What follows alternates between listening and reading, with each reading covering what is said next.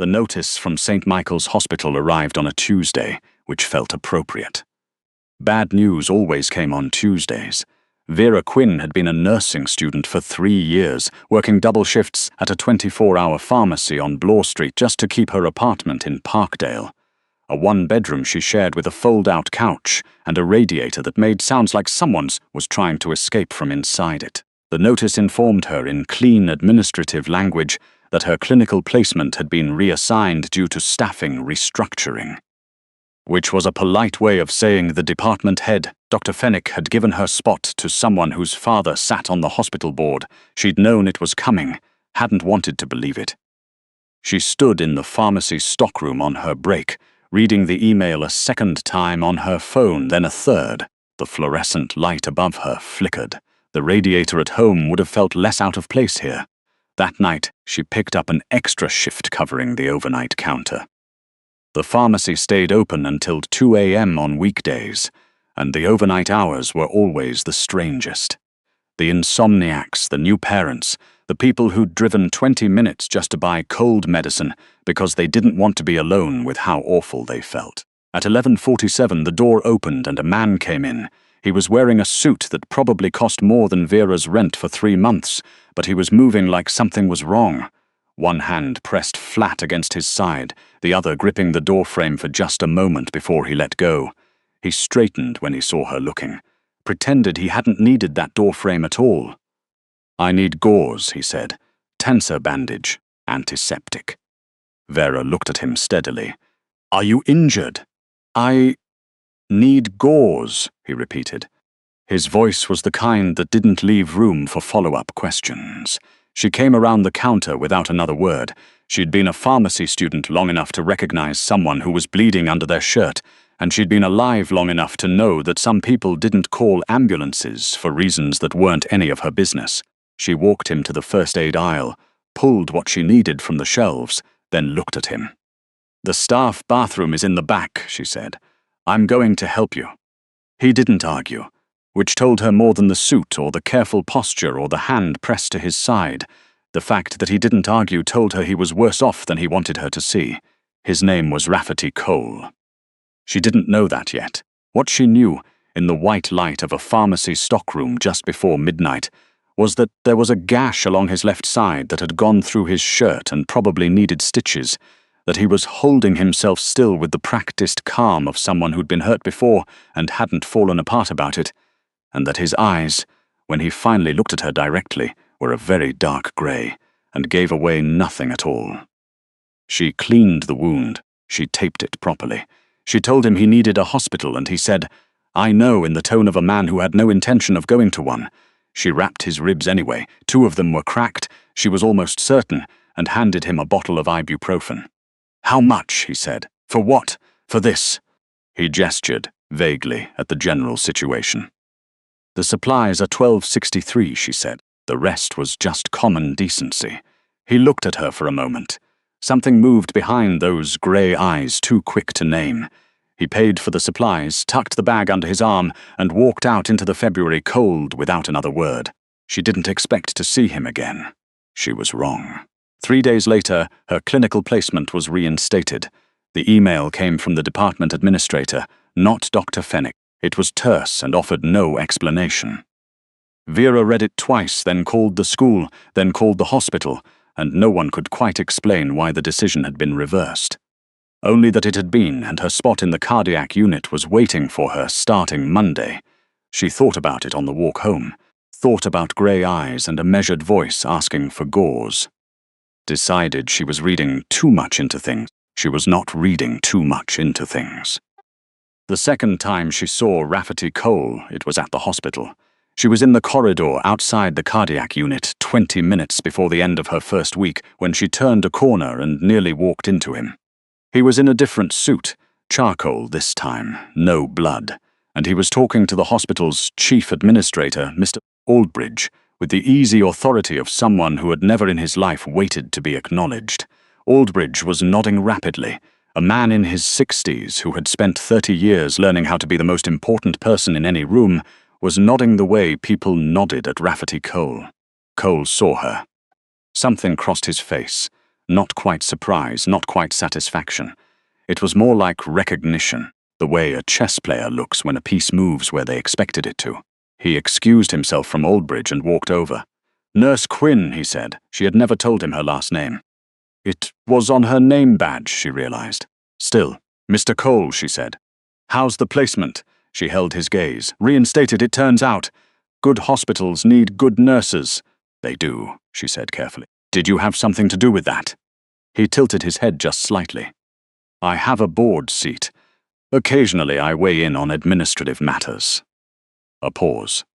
"You were good with your hands." It was a clinical observation. She recognized it as one because she'd said the same kind of thing herself about good surgeons, about nurses, who could hit a vein on the first try. Still, something in the way he said it made her pay attention. "Thank you," she said. "For, if that's what happened—" "You don't need to thank me," he said. "You didn't ask for anything." He left. Aldbridge appeared at his elbow immediately, as though tethered to him by a string. Vera stood in the corridor for a moment, her stethoscope cold against her chest, and thought that she should probably be more unsettled by this than she was. The problem was that she wasn't unsettled at all. She was something else, a feeling she didn't have a clean word for yet. Careful interest, maybe. The way you felt the first time you held a patient's chart and realized it was more complicated than you'd expected.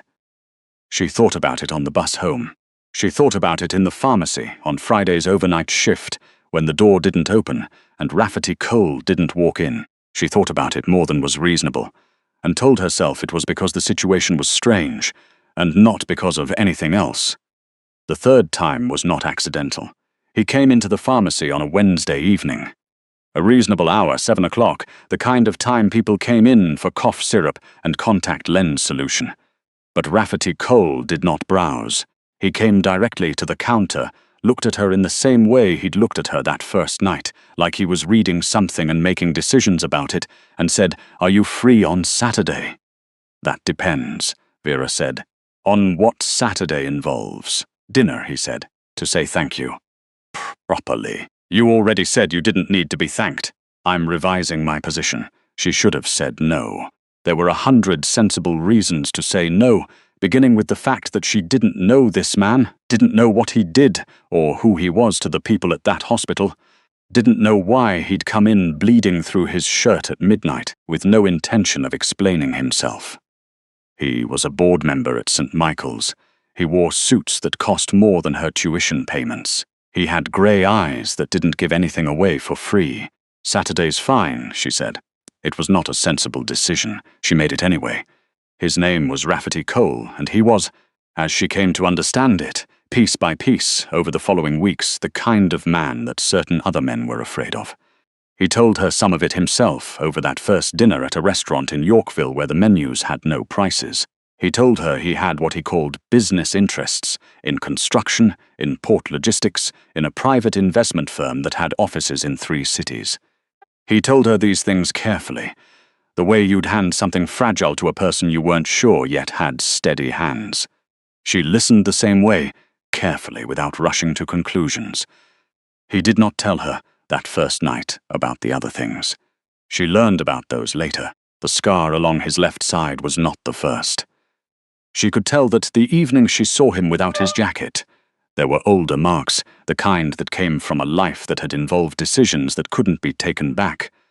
The men who sometimes waited in black SUVs outside the restaurant, outside his building, were not his drivers. They were something else, the calls he stepped away to take, brief and quiet, in a language that was sometimes English and sometimes not. Those were something else, too. She was a nursing student from Parkdale. She was 26 years old. She had $93 in her checking account on payday before her loan payment cleared, and a radiator that still sounded like it was trying to get out. And she was, despite every reasonable reservation, spending her Sundays with a man who ran something that the people in his orbit approached, the way you'd approach something that could bite. She didn't look away from it. She didn't pretend it wasn't there. That was the thing Rafferty Cole seemed to notice about her. Not her competence with gauze and tensor bandage, though he'd noticed that too. What he noticed was that she looked at things directly, that she didn't perform a reaction she didn't feel. Most people, he told her one evening, in his apartment near the waterfront, where the city spread out in lights below them, decide how they feel about me before they know anything. I don't have enough data yet, she said. He laughed. It was the first time she'd heard him laugh properly. Not the measured, controlled version he used in public, but something actual. It made him look different. Younger, maybe, or just less like a man who'd spent years arranging his face into something unreadable. She filed it away. The way she filed everything. For later, when she'd know what it meant. The thing that changed everything happened in March on a night when Vera was working a late shift at the hospital. She was in the cardiac unit, 40 minutes from the end of her shift, when a man was brought in through emergency. He wasn't her patient. She heard the commotion from down the corridor, something fast-moving, a stretcher, 3 men in dark coats who shouldn't have been past the security desk and somehow were. She stepped back and stayed out of the way you learn to do when situations got complicated. Then one of the men in dark coats grabbed the nurse at the desk, grabbed her by the arm, roughly, demanding a doctor, and Vera moved without deciding to. "Let go of her," she said. The man looked at her. He was large and expressionless, and had the look of someone who expected things to move when he applied pressure. "I said let go of her," Vera repeated, "or I will have security here in 30 seconds, and then we'll have a very long conversation about whether your colleague on that stretcher gets care at all." Something shifted. Maybe it was her voice, flat and clinical. The voice she used when a patient was in pain and panic was the least useful option. Maybe it was the fact that she didn't step back. He released the nurse's arm. The nurse, to her credit, stepped smoothly behind the desk and paged security anyway. The man on the stretcher was named Hawkins. He was one of Rafferty Cole's. She understood that within the first 20 minutes, when Rafferty arrived at the hospital with his jaw tight and his coat over a shirt he'd clearly put on in a hurry, he saw her standing near the trauma bay and stopped. "Vera, he's stable," she said. "For now. Are you going to tell me what happened?" "No. Then I'm going to tell you something instead." She turned to face him fully. "The man who grabbed my colleague is still in the waiting room. If he touches another person in this hospital, I'll make sure the conversation that follows involves people whose job it is to ask questions you don't want to answer." Rafferty Cole looked at her for a long moment. The tightness in his jaw didn't go away, but something behind his eyes shifted. Respect, she thought, or maybe something more complicated than that. "I'll speak to him," he said. "Good. Vera." He said her name differently this time. Not to get her attention. Just her name, the way you'd say something you weren't sure you were allowed to. "I'm sorry. For this. That it came here." "Don't be sorry," she said. "Just handle it." She went back to work. Her hands were completely steady. She'd known by then most of the shape of it. Not all the details. She'd been careful not to ask questions she wasn't ready for. But the general architecture. Rafferty Cole moved in a world where the rules were different, where loyalty was the currency that mattered most, where the men in darks outside the restaurants were not incidental. He was not a cruel man. He was not the thing that certain stories made people like him into. But he was not without blood on his hands either, and she'd have been lying to herself if she hadn't understood that. The question she'd been sitting with for weeks was not whether she understood it. It was whether she could live with it, whether she could be a person whose hands healed people for a living, and also love a man whose world ran on a different kind of force. It wasn't a simple answer. She didn't pretend it was. What she came back to every time was this. She'd looked at Rafferty Cole directly from the first night. She'd never looked away. And what she'd seen, under the suits and the grey eyes and the men who waited in black SUVs, was someone who had chosen, in every small moment she'd observed, to be careful with people who couldn't defend themselves. He'd been careful with her from the beginning. He'd given her nothing she hadn't chosen to take. That didn't make it simple. It made it true. In April, the situation deteriorated. She found out about it not from Rafferty, but from a man named Dempsey, grey-haired, soft-spoken, who appeared at the pharmacy one Thursday evening and introduced himself as Rafferty's legal counsel. He told her, with the careful neutrality of a man who had spent decades delivering unwelcome news, that Rafferty was facing a credible threat from a former associate named Blaine Strick, who had for some months been working to dismantle Cole's operations from the inside. "Why are you telling me this?" she asked. "Because Mr. Cole wouldn't," Dempsey said, "and because the threat may extend to people connected to him." She went home and sat on her fold-out couch with the coat still on and thought about the radiator. It was quiet tonight. It had been quiet for a week, actually. Rafferty had sent someone to look at it without being asked, after she'd mentioned it once in passing. She'd meant to be annoyed about that. She hadn't managed it. She called him. "Dempsey came to see me," she said when he picked up. A long pause. "He disagreed with you. He was right." She kept her voice even. "Talk to me." He did. It was the most she'd ever heard him say in one conversation. Not because he was naturally quiet, she understood now, but because he'd spent years learning that words were expensive in his world, and you didn't spend them unless you had to. He told her about Strick, about what Strick had taken, about what it would mean if the situation played out the way it was heading.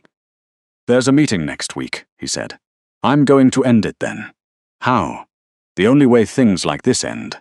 She didn't ask him to clarify. She said, "Is there anything you need from me before then?" Another pause, longer this time. "You shouldn't be involved, Rafferty." She said his name the way he said hers sometimes. Just the name, with what it carried. "I'm already involved. That's not a complaint. It's a fact. What do you need?" he told her.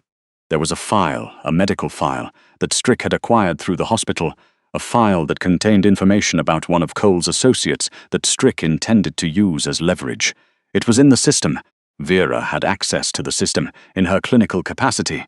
If the file could be flagged as improperly accessed, because Strick had gotten it through someone inside the records department who had since been identified, it could be pulled from admissibility before the meeting. "That's not illegal," she said, working through it. "Flagging an improperly accessed file, no." He said, "It's not. I can do that." She could. She did. She flagged the file, documented the improper access, submitted the report to hospital compliance with her name on it. It took her 40 minutes and her hands were steady the whole time. The meeting happened on a Wednesday. She was working a shift at the pharmacy, and she spent most of it trying not to watch the clock. At 11:10, her phone buzzed. "It's done." And then, a minute later, "Everyone is well." She let out a breath she'd been holding since April. He came to the pharmacy at closing time. He looked tired in a way she'd never seen before, not the controlled tiredness he usually wore, but something actual, something that had gone deeper than surface. He stood on the other side of the counter and looked at her, and she looked back. "Strick," she said, no longer a concern. She nodded. "And your people?" "All accounted for." She came around the counter. She'd made a decision somewhere in the last few weeks, maybe on the night at the hospital when she'd told the man in the dark coat to let go, or maybe before that, or maybe in increments, the way most real decisions actually happened. She'd made it and she was at peace with it. "Come on," she said. "I'll make tea. You look terrible." Something crossed his face. The same thing she'd seen that first night when she'd handed him the ibuprofen and told him the rest was common decency. It was gratitude, she thought. But it was also something underneath gratitude, the specific relief of a person who had spent a long time bracing for people to leave. "I'm told I look considerably worse than terrible," he said. "You do," she confirmed. "Come anyway."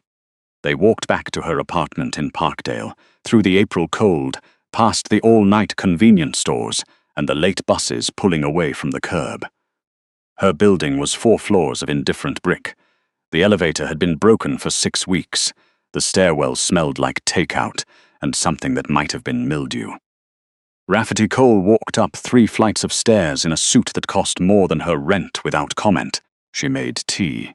He sat at her kitchen table, the small one with the wobbly leg she'd fixed with a folded matchbook, and she watched him as she waited for the kettle begin to unspool just slightly. Not to collapse, nothing dramatic, just his shoulders dropped a fraction. His hands resting on the table opened. "The hospital," he said. "The placement thing. I should have told you that was me. I knew it was you. You didn't say anything. I figured you'd tell me eventually." She paused. "I was right." He looked at her hands for a moment and then at her. "You flagged that file. It needed flagging. It was my name to put on it." She set his tea in front of him. I'm not going to apologize for that. I'm not asking you to.